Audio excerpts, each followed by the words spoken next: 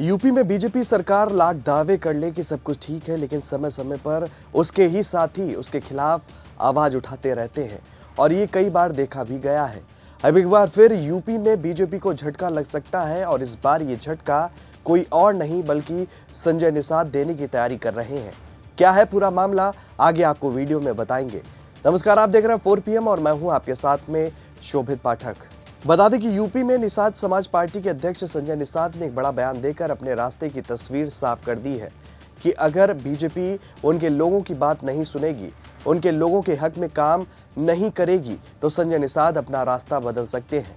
हालांकि वो इससे पहले भी साफ संकेत दे चुके हैं। तब उन्होंने कहा था कि उनके समुदाय के लोग तब तक वोट नहीं देंगे जब तक आरक्षण नहीं दिया जाता है। अब ये बीजेपी सरकार का कर्तव्य है कि वो अपना वादा पूरा करे। उन्होंने उस दौरान कहा था कि हम हर जिले में धरना प्रदर्शन करेंगे। बीजेपी ने वादा पूरा नहीं किया तो गठबंधन पर भी इसका साफ असर पड़ सकता है।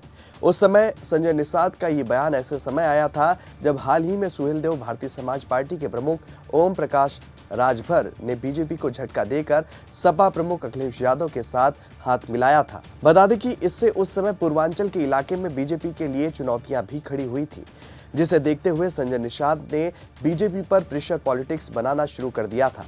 बता दें कि यूपी की सियासत में निषाद समाज की अहमियत को अच्छे से भांप चुकी बीजेपी इस समुदाय के वोट बैंक को किसी भी तरह अपने से दूर नहीं जाने देना चाहती है और इस बात को संजय निषाद भी बखूबी समझ रहे हैं। बीजेपी के जरिए पहले खुद को संजय निषाद ने राज्यपाल कोटे से विधान परिषद के लिए मनोनीत कराया और अब निषाद समाज के आरक्षण को लेकर बीजेपी पर दबाव बनाना भी शुरू कर दिया है। इससे पहले जब संजय निषाद यूपी के चित्रकूट के राजापुर गए थे, तब भी उन्होंने कहा था कि निषाद पार्टी यूपी में बीजेपी के साथ जरूर है, लेकिन अगर समय से उन्हें आरक्षण नहीं दिया गया तो निषाद समाज भाजपा को वोट नहीं देगा। उस दौरान भी संजय निषाद ने आरक्षण के मुद्दे को लेकर आक्रामक रुख अपना लिया था। उस दौरान आरक्षण को लेकर निषाद पार्टी ने यूपी में एक रथ यात्रा भी निकाली थी। उन्होंने उस दौरान कहा था कि उनके समाज को जब तक आरक्षण का लाभ नहीं मिल जाता तब तक वो इसके लिए लड़ाई लड़ते रहेंगे। वहीं एक बार फिर संजय निषाद बीजेपी के ऊपर प्रेशर पॉलिटिक्स करते हुए नजर आ रहे हैं। बता दें कि यूपी सरकार में मंत्री और निषाद पार्टी के अध्यक्ष डॉक्टर संजय निषाद कश्यप माला समेत अन्य जातियों को अनुसूचित जाति में शामिल करने की उन्होंने एक बार फिर से मांग दोहराई है और इस दौरान उन्होंने कहा कि ओबीसी आरक्षण में 9% काटकर एससी कोटे में जोड़ा जाए। लोक निर्माण विभाग के निरीक्षण भवन में प्रेस वार्ता के दौरान जब उनसे पूछा गया कि सरकार में मंत्री होते हुए भी आंदोलन क्यों करना पड़ रहा है, तो उन्होंने भाजपा पर सीधी टिप्पणी करते हुए कहा कि बच्चों को भी भूख लगने पर रोना पड़ता है, तब माँ उसे दूध देती है। उन्होंने समाज के लोगों को जागरूक होने की जरूरत बताते हुए कहा कि लोकतंत्र में ताकत बटन में होती है और इस दौरान डॉक्टर संजय निषाद ने ऐलान किया कि उनकी पार्टी 2027 के चुनाव में 100 सीटों पर उम्मीदवार उतारेगी। उन्होंने कहा कि भाजपा जिन सीटों पर कभी नहीं जीती उन पर निषाद पार्टी को चुनाव लड़ने का मौका दिया जाना चाहिए। डॉक्टर संजय निषाद ने ऐलान किया कि उनकी पार्टी 2027 के चुनाव में 100 सीटों पर उम्मीदवार उतारेगी।